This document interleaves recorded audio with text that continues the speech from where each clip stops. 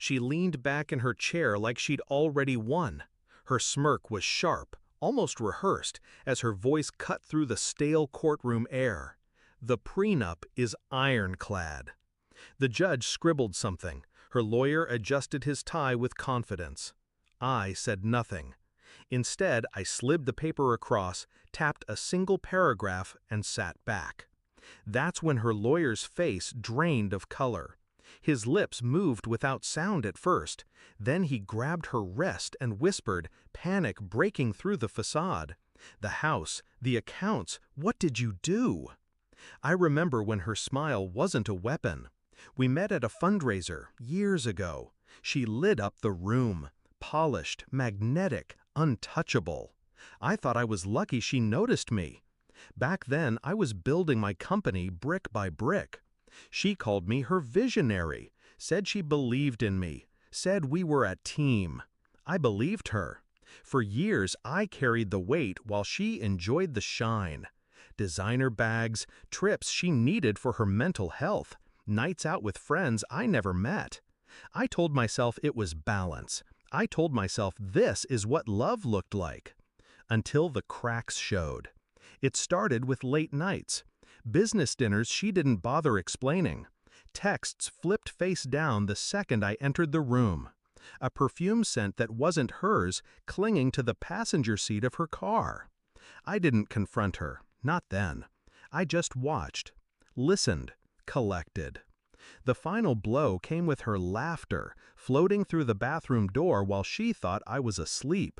Her voice, playful, low. "Once it's done, the house is mine. He won't see it coming. He's too soft." That night, I didn't sleep. By dawn, I wasn't a husband anymore. I was something sharper, colder. She thought the prenup was her shield. She had pushed for it before the wedding, disguising it as security for both of us. In truth, it was her escape hatch.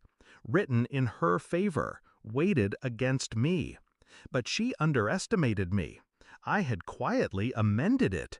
Months before the wedding, when the lawyers passed drafts back and forth, I slid in one paragraph, dense legal jargon, easily overlooked. It redefined marital assets. Any property or accounts she tried to hide, transfer, or claim through deceit would automatically revert fully to me. It was buried, obscure, the kind of detail only noticed when it was too late now. And it was too late now.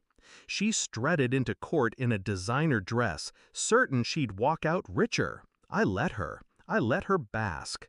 Every lie she had told, every dollar she siphoned from accounts she thought I didn't see, it all led her here. When her lawyer read the clause, I watched his throat tighten. His eyes flicked between the paper and her, realization dawning that she had doomed herself with her own greed. The judge leaned forward, curious.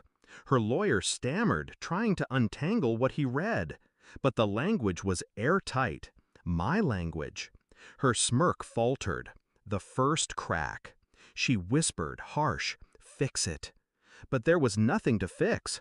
I didn't need to raise my voice, didn't need theatrics. My silence was enough. Every second that passed in that courtroom was a blade turning deeper. She had hidden accounts in her sister's name.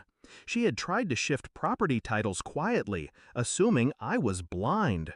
But the clause dragged everything back into the open.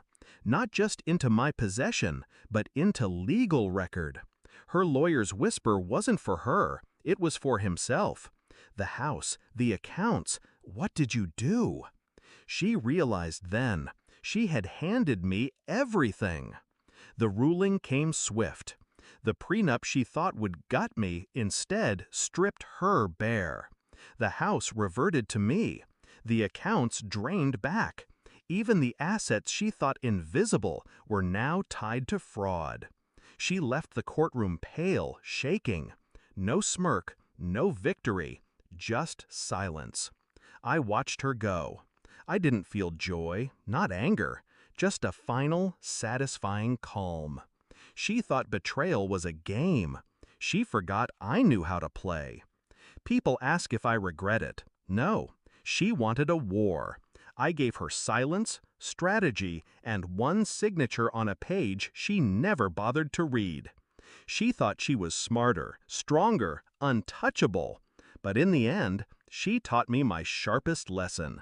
Love can be blind, but betrayal makes you see with perfect clarity. And when clarity comes, revenge writes itself in ink that never fades.